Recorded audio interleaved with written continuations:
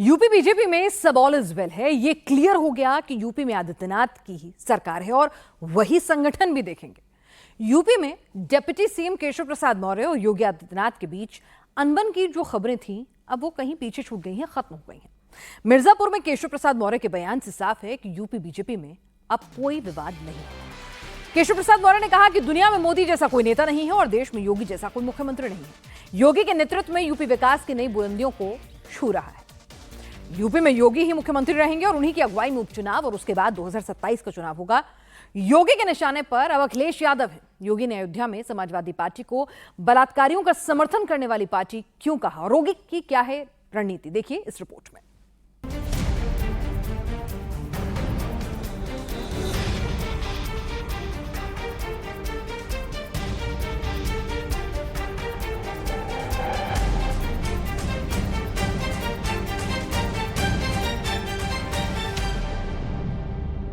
और इनके एक नेता कन्नौज में भी वैसे पकड़े गए, जैसे लगता है पार्टी का चरित्र ही ऐसा हो गया इनके, और इसीलिए दुष्कर्मियों का बड़ी बेशर्मी के साथ लोग समर्थन कर रहे हैं। और बताइए, आपके चैनल की एक पत्रकार महिला कह रहे हैं कि उससे भी पूछ रहे हैं रेट। सोचिए, आप ट्वीट किया उसने, ये हालत है लॉ एंड ऑर्डर की। जीरो टॉलरेंस बोलने वाले जीरो हर चीज में हो गए हैं। जो कह रहे हैं गरीबी से मुक्ति, वो जब उत्तर प्रदेश को बीजेपी से हम लोग मुक्ति कर देंगे तब इन चीजों से सबसे मुक्ति हो जाएगी। यूपी में अखिलेश की पार्टी के नेता रेप के आरोपियों का समर्थन कर रहे हैं तो अखिलेश कोलकाता केस में ममता के साथ खड़े हैं। वो बोल रहे हैं समर्थन कर रहे हैं उन दुष्कर्मियों का जिन्होंने कोलकाता के अंदर एक डॉक्टर के साथ सामूहिक दुष्कर्म करने वाले दुष्कर्मियों का समर्थन कर रहे हैं। उन्होंने कार्रवाई की है और जो उनकी डिमांड्स थी सीबीआई या अन्य संस्था से जांच कराने का, वो भी फैसला सरकार ने लिया है। लेकिन इसके साथ साथ भारतीय जनता पार्टी के लोगों को राजनीति नहीं करनी चाहिए। यूपी में उपचुनाव है और पुलिस भर्ती के बहाने अखिलेश फिर से जातियों को बांटने में लगे हैं। दूसरी तरफ योगी हैं जो अलग अलग जिलों में युवाओं के लिए रोजगार के अवसर बना रहे हैं। युवाओं के साथ कोई अन्याय नहीं कर पाएगा। अगर किसी ने युवाओं के जीवन के साथ खिलवाड़ किया तो उस व्यक्ति का हम पूरी प्रॉपर्टी को जब्त करके गरीबों के लिए आवास बनाने का काम करेंगे। आरक्षण से खिलवाड़ सरकार ने की है और सरकार अपना भ्रष्टाचार, अपना गलत काम छिपाने के लिए बच्चों के भविष्य से खिलवाड़ कर रही थी। ये मुख्यमंत्री की जिम्मेदारी है और मुख्यमंत्री जी अगर रास्ता नहीं निकाल सकते 69,000 का तो उन्हें कुर्सी छोड़ देनी चाहिए। यूपी में अब खुल्लम खुल्ला योगी वर्सेस अखिलेश शुरू हो गया है। योगी जब बोलते हैं तो उनकी बातों को अखिलेश नोट करते हैं और थोड़ी देर बाद उसका जवाब देते हैं। यूपी में 10 सीटों पर उपचुनाव होने वाला है। बाई इलेक्शन से पहले जो जितना फ्रंट फुट में रहेगा उसका ग्राफ उतना ही ऊपर जाएगा। याद करिए, आज से 7 वर्ष पहले इसी उत्तर प्रदेश में क्या हालात थे। हर तीसरे दिन दंगा होता था, पर्व और त्योहार शांतिपूर्ण तरीके से नहीं मनाया जाता था, बेटी और व्यापारी दोनों की सुरक्षा खतरे में रहती थी, प्रदेश में माफिया राज और जंगल राज की स्थिति थी। पिछले 7 वर्ष में प्रदेश ने अपना परसेप्शन बदला है। आज उत्तर प्रदेश सुरक्षा और कानून व्यवस्था का तो मॉडल बनाई है, देश के अंदर निवेश का ड्रीम डेस्टिनेशन के रूप में उभर करके दुनिया के निवेश को अपने यहां आकर्षित करने में सफल हुआ है। योगी आदित्यनाथ किन मुद्दों को लेकर उपचुनाव में उतरे हैं? योगी का मुद्दा है बेटी सुरक्षा, माफिया, लॉ एंड ऑर्डर और रोजगार। अखिलेश किन मुद्दों के साथ चुनावी मैदान में है, ये समझिए। अखिलेश पीडीए लेकर आए थे, लेकिन अब उनका मुद्दा नवाब यादव, पवन यादव और मोहित खान पर सिमट गया है। योगी आदित्यनाथ इसी को लेकर हमलावर हैं। अपनी हर सभा में महिला सुरक्षा को लेकर समाजवादी पार्टी से सवाल पूछते हैं। संस्कार कभी समाप्त नहीं होते। ये वही लोग हैं जो कहते थे दुष्कर्मियों के लिए कि लड़के हैं गलती कर देते हैं। इन लोगों से कैसे आप उम्मीद करते हैं? कैसे उम्मीद करते हैं? ये वही लोग हैं जिन्होंने इसी अयोध्या में एक गरीब अति पिछड़ी जाति की बालिका के साथ हुए रेप की घटना पर बड़ी बेशर्मी के साथ उन अपराधियों को बचाने का काम किया था। लखनऊ में एक बेटी अपने पिता के साथ और भाई के साथ बाइक से जा रही है। अचानक बारिश हो गई, पानी जमा हो गया। जबरदस्ती पानी फेंक करके फिर उस बेटी को गिरा दिया जाता है। और तब मैंने कहा था, तब भी मैंने वहां कार्रवाई की थी और मैंने कहा था कि इन लोगों के लिए सद्भावना ट्रेन नहीं, बुलेट ट्रेन चलेगी, कायदे से बुलेट ट्रेन। जब पुलिस ने उस अपराधी को पकड़ा तो समाजवादी पार्टी का मुखिया उस अपराधी के साथ खड़ा हो गया, कहता वो निर्दोष है। यानी निर्दोष, इन्होंने हर दुष्कर्मी को, हर अपराधी को निर्दोष साबित करना अपने जीवन का लक्ष्य मान लिया है। लेकिन बहनों और भाइयों, ये यूपी में नहीं होने पाएगा। उत्तर प्रदेश बदल चुका है। इनके एक नेता कन्नौज में भी वैसे पकड़े गए, जैसे लगता है पार्टी का चरित्र ही ऐसा हो गया इनके, और इसीलिए दुष्कर्मियों का बड़ी बेशर्मी के साथ लोग समर्थन कर रहे हैं। लेकिन बहनों और भाइयों, आज भी उनकी वह आदत छूटी नहीं। लेकिन आदत सुधारने के लिए कानून भी है, कानून का डंडा भी है, और कानून का डंडे का इस्तेमाल करके ऐसे दुष्कर्मियों के साथ सख्ती से निपटने का काम तो होगा ही। मिल्कीपुर की सीट बीजेपी के लिए कितनी जरूरी है, ये ऐसे समझिए कि योगी आदित्यनाथ 12 दिन में तीसरी बार अयोध्या आए हैं। योगी पहली बार 4 जून के बाद 7 अगस्त को अयोध्या आए। दूसरी बार 10 अगस्त को योगी रामनगरी में पहुंचे। 8 दिन बाद योगी ने फिर अयोध्या का दौरा किया। योगी जब जब अयोध्या आते हैं, अखिलेश के वोट कम हो जाते हैं। अखिलेश यादव का पीडीए वाला नैरेटिव भी फेल होता दिख रहा है। पिछड़े वर्ग की बेटी के साथ रेप की वारदात ने पिछड़ों के एक बड़े हिस्से को समाजवादी पार्टी से दूर कर दिया। अयोध्या, कन्नौज और लखनऊ में बेटियों के साथ 3 वारदातें हुई। तीनों में समाजवादी पार्टी से जुड़े हुए लोग शामिल थे। हैरानी की बात है कि समाजवादी पार्टी ने तीनों का बचाव किया। समाजवादी पार्टी और अखिलेश जब खुलकर मोहित खान, नवाब यादव और पवन के साथ खड़े होते हैं तो आधी आबादी के लिए फैसला करना आसान हो जाता है। ये वही लोग हैं जो लोग बड़ी बेशर्मी के साथ एक चिकित्सक, एक डॉक्टर के साथ, एक महिला डॉक्टर के साथ हुई हैवानियत पर बेशर्मी के साथ उन जल्लादों का समर्थन करते हुए दिखाई दे रहे हैं। ये वही लोग हैं जाएंगे पिछड़ी जाति की बेटी के साथ हुए हैवानियत पर उन दुष्कर्मियों के साथ खड़े हैं, कहते हैं निर्दोष है। अखिलेश यादव अभी तक मिल्कीपुर में सपा वर्सेस बीजेपी का मुकाबला मानकर चल रहे थे, लेकिन बीएसपी ने अपना प्रत्याशी उतारकर मुकाबला ट्रायंगुलर बना दिया है। बीएसपी ने राम गोपाल कोरी को मिल्कीपुर से अपना उम्मीदवार बनाया है। कोरी 2017 के विधानसभा चुनाव में बीएसपी से चुनाव लड़ चुके हैं। उस समय उन्हें 46,000 के करीब वोट हासिल हुए थे। हालांकि उस चुनाव में वो समाजवादी पार्टी और बीजेपी के बाद तीसरे नंबर पर रहे थे। मिल्कीपुर में जीत के लिए समाजवादी पार्टी अवधेश प्रसाद के भरोसे है। अवधेश प्रसाद इस समय समाजवादी पार्टी के दलित सियासत के पोस्टर बॉय हैं। लेकिन बीएसपी का फैसला कैसे समाजवादी पार्टी की मुश्किल बढ़ाएगा, ये भी समझिए। मिल्कीपुर में सबसे ज्यादा 65,000 यादव मतदाता हैं। इसके बाद पासी 60,000, ब्राह्मण 50,000, मुस्लिम 35,000, ठाकुर 25,000, गैर पासी दलित 50,000 के करीब है। बीएसपी ने जिस रामगोपाल कोरी को टिकट दिया है, उनके समाज यानी कोरी मतदाता भी 22,000 के करीब है।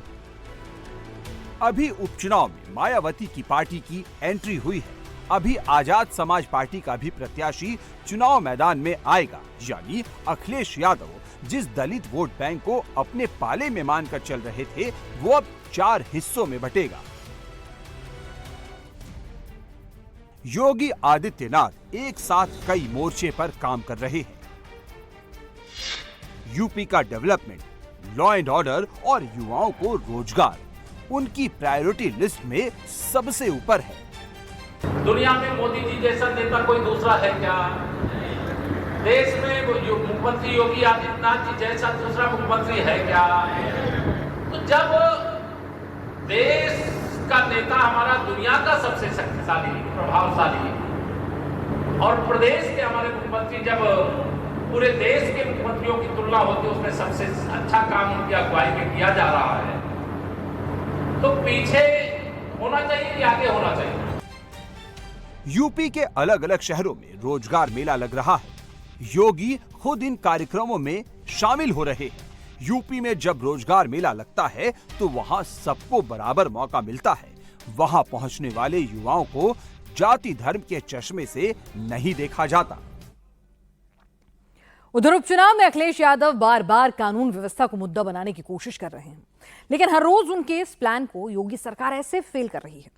यूपी में इस वक्त अयोध्या से कन्नौज तक, लखनऊ से बरेली तक सबसे बड़ा टॉपिक महिला सुरक्षा है, जिसकी गारंटी अब खुद योगी आदित्यनाथ ने ली है। और यूपी की बेटियों पर कोई बुरी नजर डालेगा तो उसका अंजाम सलीम, आमिर, मोइश और अतुल जैसा होगा। Bareilly encounter, Meerut encounter, Sultanpur encounter,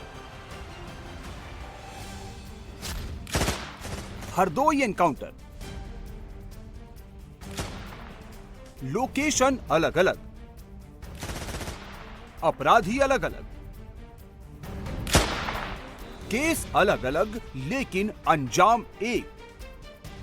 UP में जो बेटियों की तरफ नजर उठाएगा, जो बेटियों से गंदी हरकत करने की सोचेगा, बेटियों को धोखा देगा,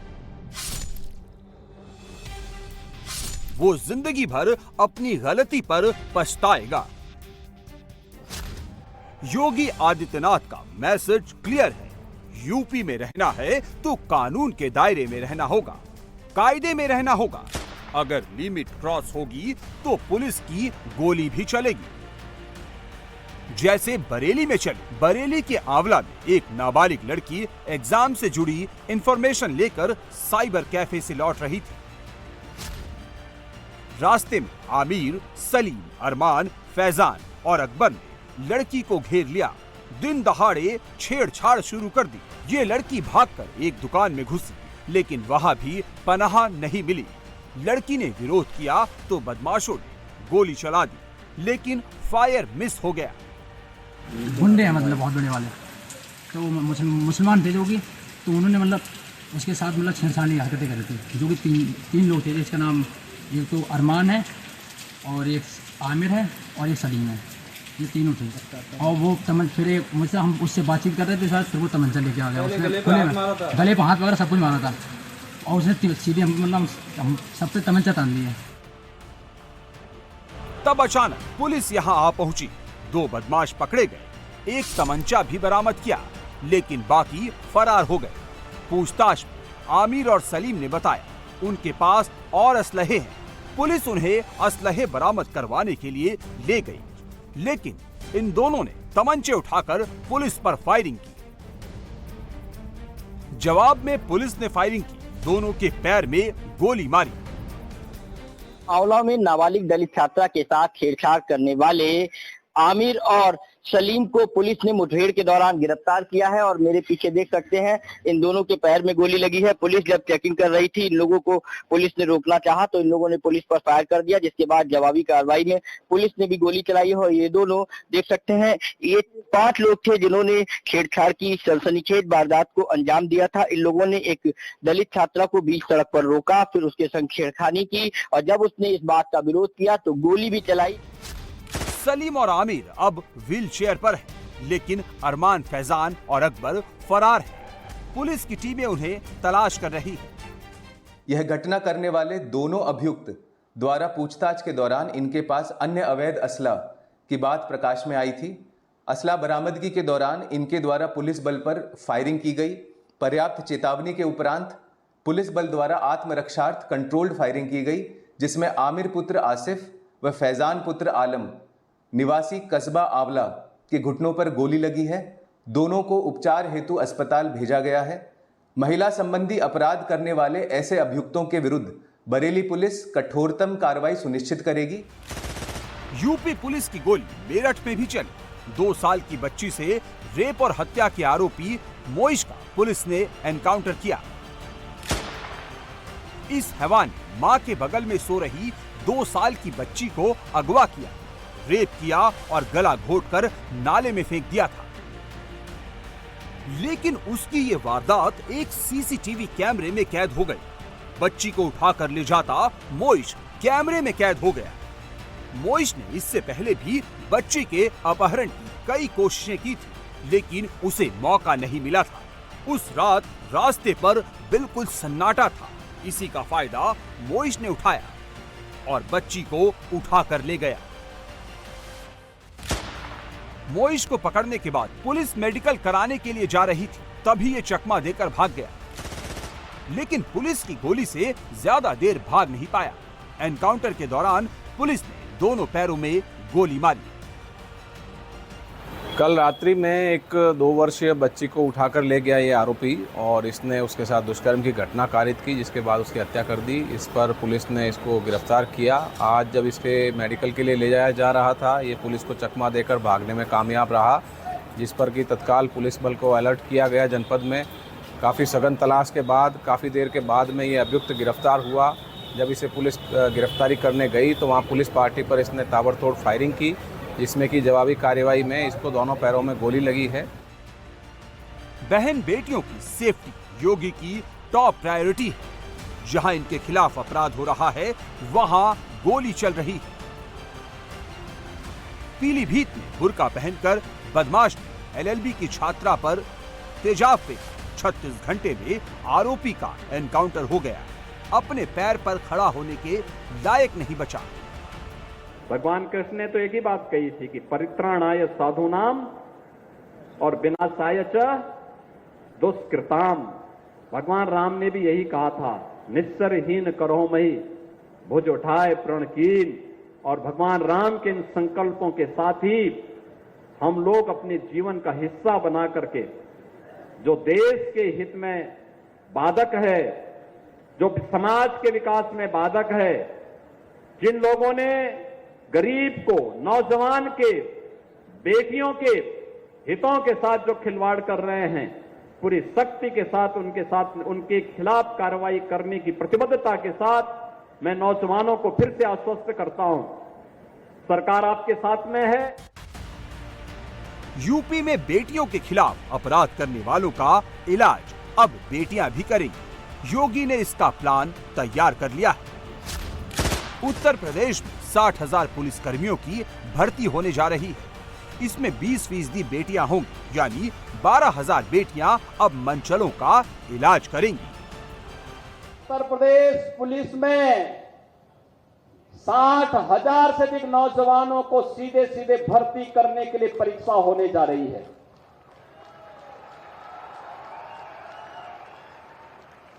याद करिए, 60,000 भर्ती एक साथ कभी नहीं हुआ। और इसमें भी याद रखना, 30% बेटियों को भर्ती करेंगे, जिससे सड़कों पर शोहदों को ठीक उपचार कर सके।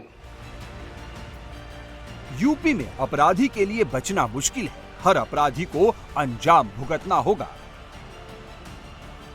एक एनकाउंटर हरदोई में भी हुआ है। वकील कनिष्क मेहरोत्रा के हत्या की सुपारी लेने वाला पुलिस की गोली का शिकार बना। रामू महावत इस हत्याकांड का 8वां और मुख्य आरोपी है। मुठभेड़ के दौरान जवाबी एक्शन पुलिस की गोली से रामू महावत जख्मी हो गया। इस एनकाउंटर में एक हेड कांस्टेबल सचिन गुप्ता भी जख्मी है। उनका इलाज चल रहा है।